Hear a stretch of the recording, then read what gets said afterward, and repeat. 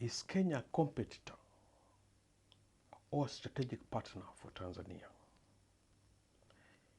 This is a question and a focus of this video. Tanzania's President John Pombe Magufuli began his second term promising efficiency and development.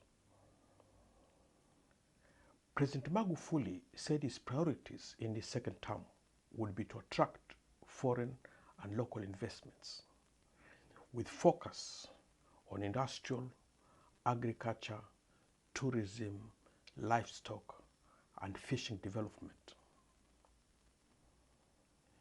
East African countries have recorded some impressive achievements in the realm of tourism owing to the conscious efforts by East African partner states to work together in promoting growth in the sector. The success of tourism sector has benefited from immense private sector investments in hotels, transportation, marketing, and product development, and dedicated government efforts in conservation.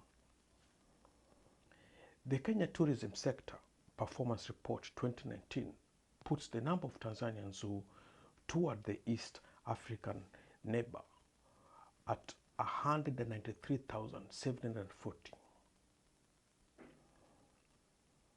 Coming by Tanzanian statistics is problematic.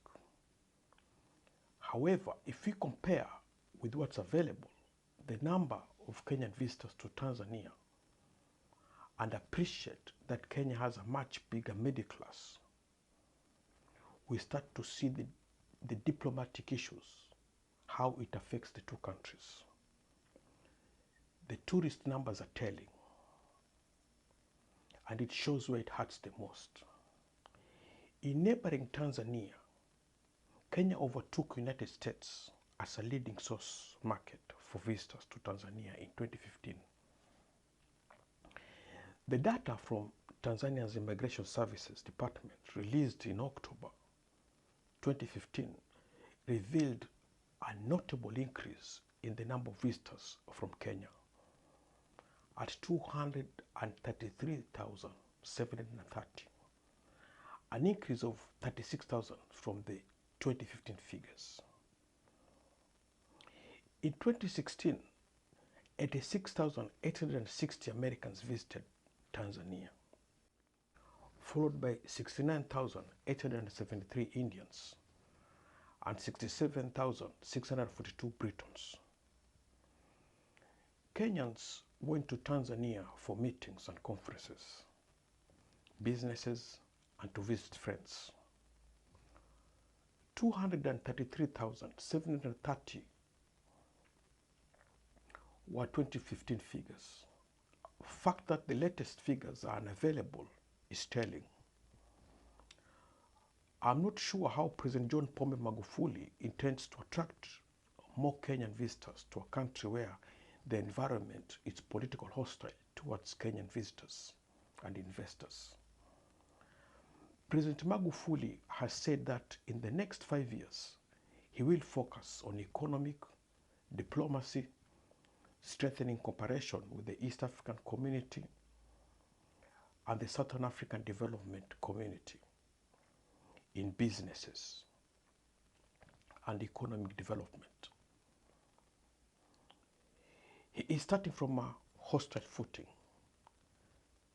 Domestic, regional, and international partners are wary of John Pombe Magufuli. There is indication that Tanzania traditional development partners are seriously disappointed by allegations of human rights abuses by the security forces and the persecution of Tanzanian opposition leaders. No doubt President Magufuli's second term will be problematic. In regional trade, Tanzania will need Kenya to pull out of its economic challenges. Unfortunately, the country has created a hostile environment for Kenyan investors, undermining Kenya's strategic goals, seeing Kenya more as a competitor instead of a strategic partner. President Magufuli will need to convince Kenyans that the country has matured. Else his focus on economic diplomacy, strengthening cooperation with the East African community, and the desire to attract more investors to Tanzania will come to naught. The region has lost faith in the ability of Tanzanian authorities to work with other regional partners to solve emergencies, including illicit trafficking, coronavirus, and terrorism.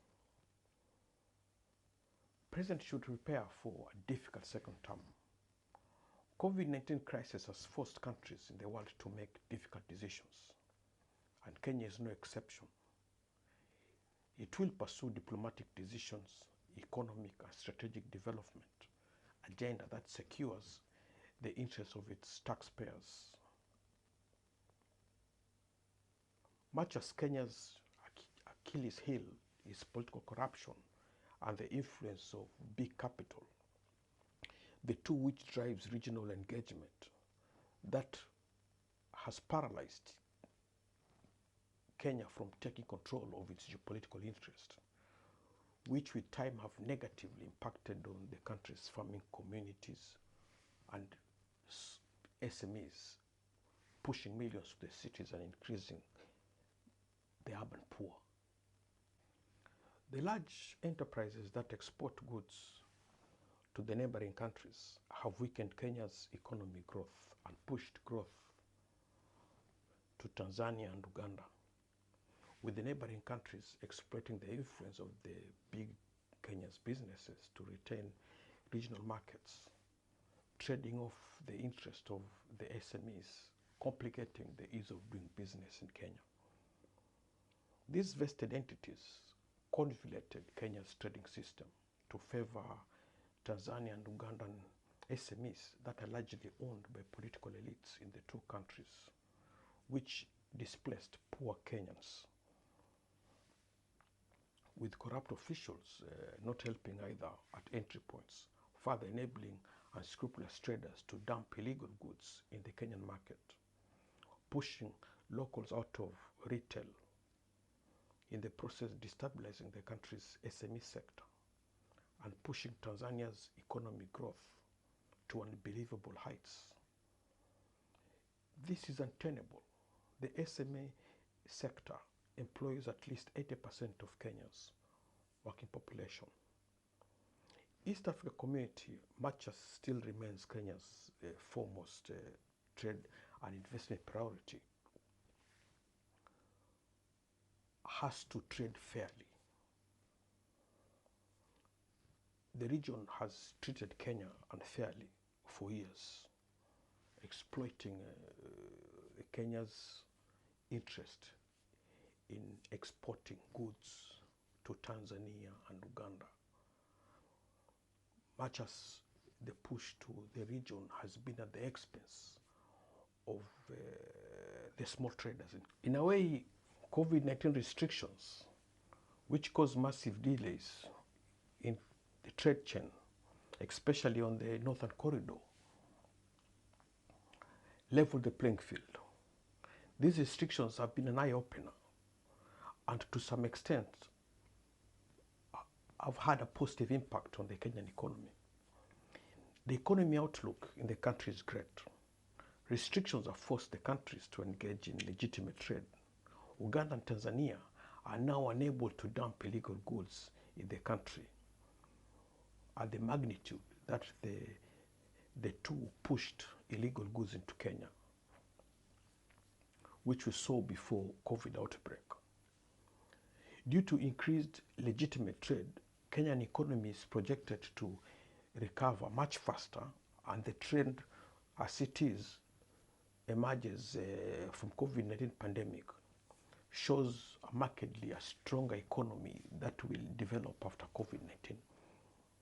For example, a new survey by Renaissance Capital sees a swift rebound path for the country. The projected rebound is against a sharper than expected economic decline in the second quarter of the year, when the Kenyan economy declined for the first time since September 2008 to shrink by 5.7% from disruptions emerging from the pandemic. Government of Kenya has taken steps to improve the country's ease of doing business. This will be problematic to Tanzania. Kenya is among Tanzania's main trading partner, representing 4.3% of all Tanzanian exports and 4.1% of all imports. So far, about 529 Kenyan companies have set base in Tanzania and have invested US dollars 1 billion, 1.7 billion thereabout, creating more than 56,260 jobs for Tanzanians. To Tanzanian President John Pombe Magufuli, his second term will be difficult. He has promised efficiency, and this efficiency will require that he partners with the regional players to expand the region's economy. Unfortunately, from what we know of John Pombe Magufuli, he's selfish. To him, partnership is when others lose and he wins. And that doesn't work that way. Continued bullying of Kenyan investors will have a long-term negative effect on trade between Kenya and Tanzania, and also on Tanzania as an investment destination.